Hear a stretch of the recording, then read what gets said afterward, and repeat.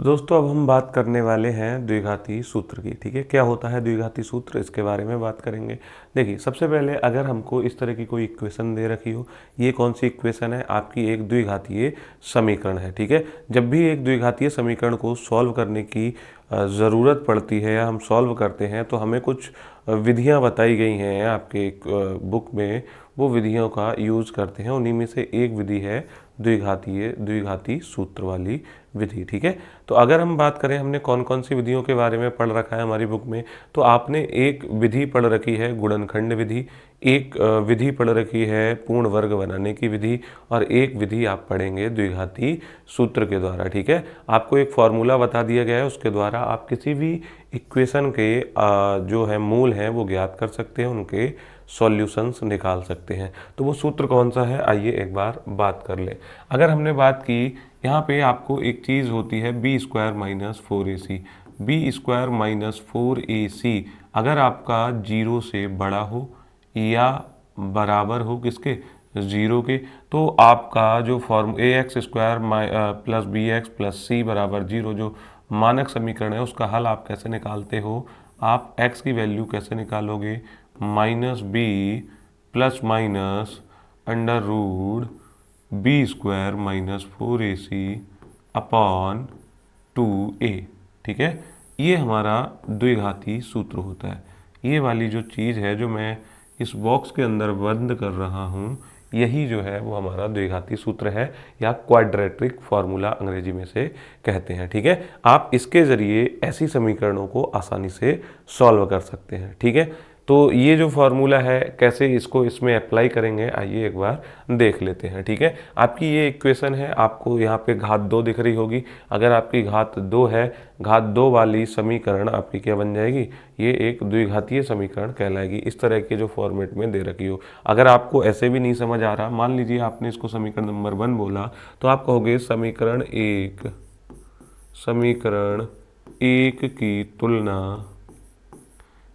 की तुलना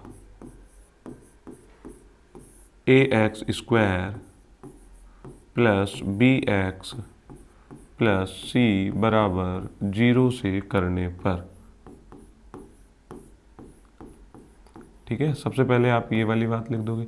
अब देखिए ये क्या है, A X square plus B X plus C, तो ये द्विघातीय समीकरण का मानक रूप कहलाता है। आपको हमेशा ऐसी ही जो क्या नाम है द्विघात समीकरण मिलेगी, इसी फॉर्म में देखने को मिलेगी। ठीक है, ये वाली चीज़ देखोगे तो ये भी बिल्कुल ऐसी ही है।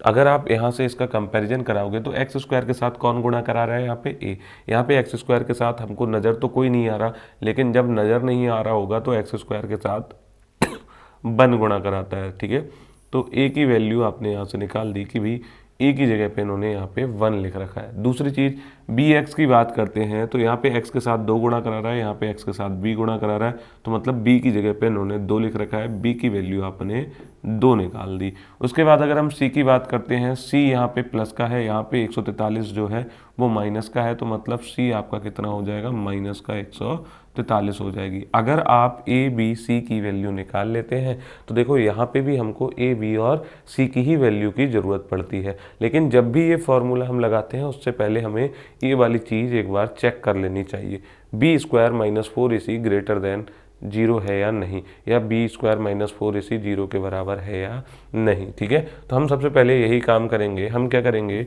बी स्क्वायर माइनस 4ac निकाल लेंगे। ठीक है, बी स्क्वायर माइनस 4ac को अगर सिंपली समझा जाए तो ये विविक्तिकर कहलाता है डी, इसके बारे में हम बाद में चर्चा कर रहे होंगे। अब बी स्क्वायर माइनस 4ac की अगर हम बात करें तो बी की जगह पे आपको कितना रख देना है, 2, 2 का स्क्वायर हो जाएगा -4, ए की जगह पे आप 1 रख दोगे और सी की जगह पे आप कितना रख दोगे, माइनस का 143 रख दोगे। ठीक है, इतना काम करने के बाद 2 का स्क्वायर कितना हो जाएगा भैया, 4 हो जाएगा। यहाँ पे ये माइनस है, ये वाला माइनस है, माइनस और माइनस जब गुणा कराएंगे प्लस बन जाएंगे। 143 की अगर आप 4 से गुणा कराओगे तो 4 तियाँ 12, 12 के कितने हो जाएंगे, 2 हासिल लगेगा 1, 4 चौक 16 और 1 17, 17 के 7 हासिल लगेगा 1, 4 एकम 4 और 1 5, तो ये कितना हो गया भैया, 572, ये हो गया, 4 ये हो गया। अगर आप इसको जोड़ोगे तो कितना आ जाएगा, 576। अगर 576 आ रहा है तो इसका मतलब ये वाली जो चीज़ है वो 0 से बड़ी भी आ रही है और 0 के मतलब या तो 0 से बड़ी होनी चाहिए या बराबर। यहाँ पे देखोगे तो 576 जो है वो 0 से हमें बड़ा नज़र आ रहा है। ये चीज़ जब 0 से बड़ी है तो आप इस फॉर्मूले को अप्लाई कर सकते हो, ठीक है। इस फॉर्मूले को अप्लाई कैसे करेंगे, फिर आप x की वैल्यू निकालेंगे। x की वैल्यू आपकी क्या हो जाएगी, माइनस का b plus minus under root b square minus 4ac upon 2a, upon कितना हो जाएगा 2a। अब अगर आप देखोगे माइनस b, यहाँ पे क्या लिखा है भैया, माइनस b, माइनस माइनस लगा दोगे, b की जगह पे आपने कितना लिख रखा है 2, तो आपको 2 लगा दोगे, प्लस माइनस यहाँ पे प्लस यहाँ माइनस, ठीक है। फिर आपका अंडर रूट के अंदर बी स्क्वायर माइनस 4ac लिखा है, आप यहाँ पे अंडर रूट के अंदर बी स्क्वायर माइनस 4ac। अब देखिए बी स्क्वायर माइनस 4ac की वैल्यू आप पहले निकाल चुके हो, तो आपको करने की कुछ ज़रूरत नहीं है, आप सीधे 576 यहाँ पे रख सकते हो। जब आपने पहले निकाल के दिखा रखी है तो बार बार हम उस चीज़ को नहीं दिखाएंगे, ठीक है। अपॉन क्या हो जाएगा, अपॉन आपका बचता है 2a, 2a तो 2 आपका ये रहेगा और a की वैल्यू आपको रख देनी है।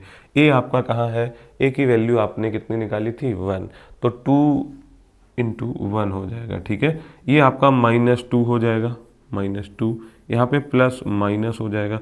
576 का अगर आप वर्गमूल निकालेंगे तो आपको याद होगा ये 24 का स्क्वायर होता है, तो 576 का जो वर्गमूल हो जाएगा वो कितना हो जाएगा, 24 हो जाएगा।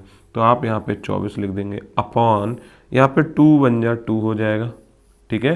तो अब अगर आप देखोगे आपका इस तरीके से ये चीज़ बन जाएगी। अब आगे इसको कैसे सॉल्व करते हैं, एक बार यहाँ पे प्लस और माइनस दोनों साइन है, तो एक बार हम प्लस साइन के साथ x की वैल्यू रख लेंगे और यहाँ पे एक बार माइनस के साथ, क्योंकि हमने इसको x के बराबर प्रूफ किया, मतलब x की वैल्यू हम निकाल रहे थे, तो x का मान एक बार तो आप रख दोगे माइनस का 2 माइनस का 24 और बटे कितना हो जाएगा आपका 2 हो जाएगा। और एक बार जो x है, x का मान आप कितना रख दोगे, माइनस का 2 प्लस का 24 बटे 2, ठीक है। इतनी बात आई समझ में। एक बार हमने प्लस माइनस जो था, प्लस माइनस को प्लस को यहाँ पे माइनस वाली वैल्यू रख ली और यहाँ पे हमने प्लस वाली वैल्यू रख ली। अब हम अगले स्टेप में क्या करेंगे, 24 और 2 कितना हो जाएगा 26, दोनों नेगेटिव संख्याएं होती हैं तो वो क्या हो जाती हैं, जुड़ जाती हैं। जब आप इसको 2 से भाग करोगे और 2 से भाग करोगे तो आपका आंसर कितना आ जाएगा, -13। तो आपका x का एक मान जो आ रहा है वो माइनस का 13 आ रहा है। अब अगर हम यहाँ पे देखें, ये 24 है और ये माइनस का 2 है, एक प्लस और एक चीज़ माइनस में है, हमेशा घटेगा और हमेशा बड़ी संख्या में से छोटी संख्या घटती है। मतलब 24 में से आप 2 घटाओगे तो कितना हो जाएगा भैया, 22 हो जाएगा। और 22 को अगर आप 2 से भाग कर दोगे तो कितना आ जाएगा, 11 आ जाएगा। बड़ी में से छोटी संख्या हमने यहाँ पे बात कर रहे थे, 24 में से 2 घटाया 22 आया, और निशान जो आता है वो हमेशा बड़ी संख्या के आगे का आएगा, मतलब प्लस का आएगा। तो 22 बटे 2 बराबर कितना आ जाएगा, 11। तो आपने x के 2 मान यहाँ पे निकाल के रख दिए। एक x की वैल्यू आ रही है 11 और एक बार x की जो वैल्यू आ रही है वो कितनी आ जा रही है, -13। तो ये ही आपका आंसर हो जाएंगे, ठीक है।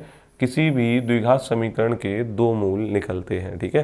तो हमने दोनों के दोनों आपको आंसर बता दिए, एक 11 है और दूसरा -13 है। उम्मीद है ये द्विघाती सूत्र आपको समझ आ गया होगा। अगर आपको ये बात समझ आई है, अगर आपको जो हमारा प्रयास है वो बेहतर लगता है, तो आप हमारे चैनल को सब्सक्राइब कर सकते हैं, वीडियो को लाइक कर सकते हैं, कमेंट के माध्यम से हमें बता सकते हैं कि आपको हमारा प्रयास कैसा लगा है।